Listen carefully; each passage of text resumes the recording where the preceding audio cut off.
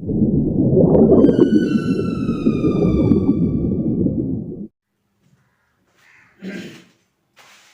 हिंद दोस्तों। आज के क्लास में आप सभी का बहुत बहुत जोहार। आप सभी बताइए आप सभी कैसे हैं और आज के क्लास के लिए तैयार हैं? कमेंट में बताएंगे आप सभी।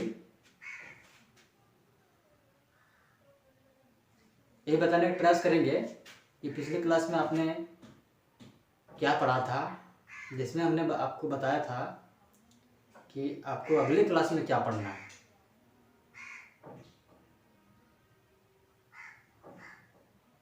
ऐसा नहीं सोचिए कि हम आपके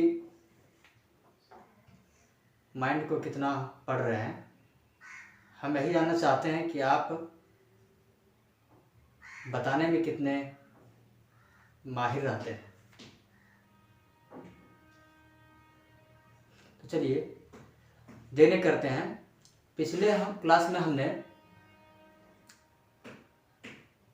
बताया था कि कोशिका द्रव्य के बारे में अगली क्लास में चर्चा करेंगे।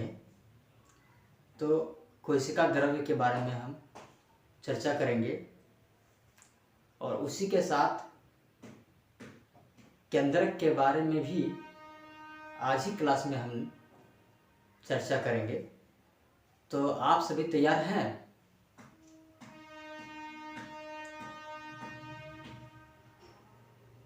ठीक है, तैयार हो जाइए और आपके कमेंट को हम देख रहे हैं। ठीक है, तैयार हो गया? तो शुरू करते हैं आज का एक क्लास जो मुख्यतः कोशिका द्रव्य और केंद्रक पर आधारित है। तो चलिए स्टार्ट करते हैं। हमने आज 2 पॉइंट हमने पढ़ेंगे। सबसे पहले पॉइंट हमने कोशिका द्रव्य लिया है, अर्थात साइटोप्लाज्म। इसको इंग्लिश में क्या हम बोलेंगे? साइटोप्लाज्म। देखिए साइटोप्लाज्म का पहला पॉइंट हमने इंडिकेट किया है। यह अर्ध तरल तथा अर्ध पारदर्शक होता है, जिसमें दोबारा इंटर हो गया है, जिसमें विभिन्न कोशिका अंगक पाए जाते हैं, जैसे माइटोकॉन्ड्रिया, गोल्गी काय, राइबोसोम, हरित लवक, रसधानी etc। तो हमने सबसे पहला लाइन में हमने पढ़ा अर्ध तरल। यह अर्ध तरल तथा अर्ध पारदर्शक होता है। यानी तरल मतलब पानी के जैसा तरल नहीं है, पानी के जैसा नहीं, यानी पानी के तरल जैसा उसका आधा भाग, यानी मान सकते हैं आधा तरल। ठीक है, तथा अर्ध पारदर्शक। अर्ध पारदर्शक देखिए यहाँ पे 2 वर्ड इसमें आ रहा है, पारदर्शक, अर्ध पारदर्शक। पारदर्शक मतलब जिसके आर पार हम देख सकते हैं, लगभग अच्छी तरह से देख सकते हैं। और अर्ध पारदर्शक मतलब आधा पारदर्शी, मतलब स्पष्ट रूप से हम उस चीज को नहीं देख पाएंगे। तो इसको कहने का मतलब यही है, अर्ध पारदर्शक आधा हम देख सकते हैं होता है, जिसमें विभिन्न कोशिका अंगक पाए जाते हैं, जिसमें विभिन्न कोशिका अंगक पाए जाते हैं। ठीक है, किसमें? कोशिका द्रव्य में। किसमें पाए जाते हैं? कोशिका द्रव्य में विभिन्न कोशिका अंगक पाए जाते हैं, जैसे माइटोकॉन्ड्रिया, गोल्गी काय, राइबोसोम, हरित लवक, रसधानी इत्यादि। हमने जो पिछले क्लास में कोशिका द्रव्य, केंद्रक और कोशिका झिल्ली, इसके बारे में जो फिगर के द्वारा आप सभी को बताया था, उसको आप थोड़ा डिटेल से आप पढ़िए। उसमें सारा पार्ट ये दर्शाया हुआ, ताकि आपके दिमाग में को कंफ्यूजन नहीं रह जाए और आप सभी इन उदाहरणों को भली भांति समझ सकें। ठीक है, माइटोकॉन्ड्रिया, गोल्गी काय, राइबोसोम, हरित लवक, रसधानी इत्यादि। तो चलिए कोशिका द्रव्य का बस इतना ही कॉन्सेप्ट है और हम आगे चलते हैं केंद्रक की ओर। ठीक है, क्या किसकी ओर चलते हैं? केंद्रक की ओर। चलिए केंद्रक अर्थात इसको हम इंग्लिश में न्यूक्लियस के नाम से भी जानते हैं। किसके नाम से जानते हैं? न्यूक्लियस। देखिए इसमें पहला पॉइंट हमारा है, साधारणतः केंद्रक गोलाकार होता है तथा एक कोशिका में प्रायः एक ही केंद्रक होता है। पहला इसमें लाइन क्या है? साधारणतः केंद्रक गोलाकार होता है। कैसे होता भाई? गोलाकार होता है। तथा एक कोशिका में प्राय एक ही केंद्रक होता है। एक कोशिका में प्राय एक ही केंद्रक होता है। कितना केंद्रक होता है? प्राय एक ही केंद्रक होता है। ठीक है, तो इसको आप इस लाइन को समझ गए वाली बात ही। अगला लाइन देखते हैं। अगला लाइन इसमें है, विकसित केंद्रक दोहरी केंद्रक झिल्ली से घिरा होता है।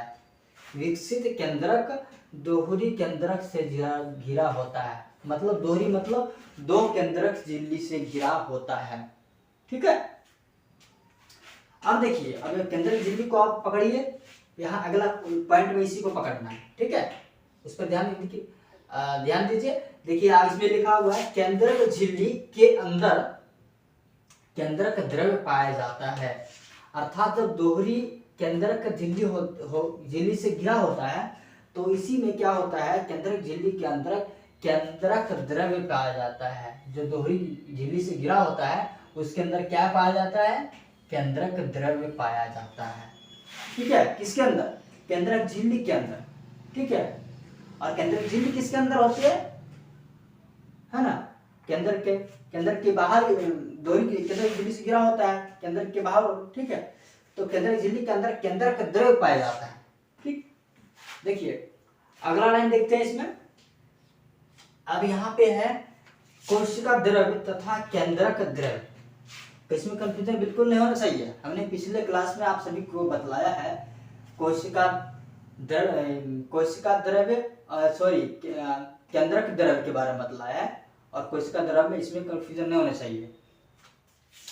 ठीक है, तो यहाँ पे कोशिका द्रव्य के बारे में आपने पहले बताया है, कोशिका द्रव्य तथा केंद्रक द्रव्य। केंद्रक द्रव्य तो आप समझ गए अभी इस पॉइंट में। आप यदि कोई कंफ्यूजन हो तो इससे फिर से रेडी कर लीजिए, फिर से वीडियो देख लीजिएगा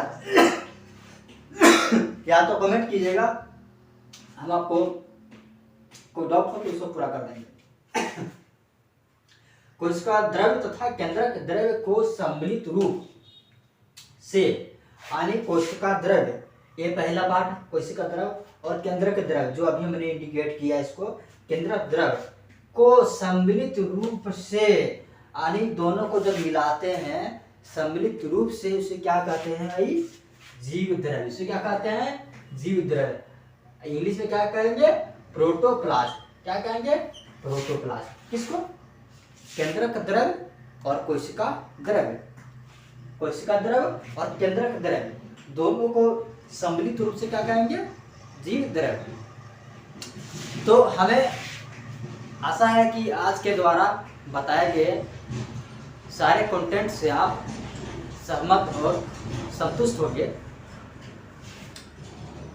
और इसी तरह आप लाइव क्लास में बने रहिए, और जितने भी क्लास दिए जा रहे हैं आप सभी को आप प्रयास कीजिए कि सभी में आप भाग लेकर के और अपने पढ़ाई को सही तरीके से आगे बढ़ाते रहिए।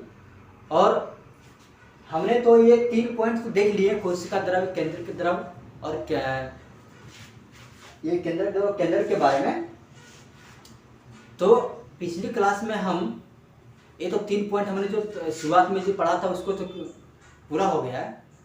अब हम अगली क्लास में हम केंद्रिका एवं गुणसूत्र के बारे में अध्ययन करेंगे, और बताएंगे कि केंद्रिका एवं गुणसूत्र क्या होते हैं और उसके फंक्शन क्या होते हैं। तो हमें बहुत खुशी है कि आप सभी बहुत रुचि ले रहे हैं इस लाइव क्लास में, और आप सभी से हमें बहुत प्रसन्नता होती है। तो बने रहिए, बस यूं ही लगे रहिए लाइव क्लास में। ठीक है, धन्यवाद।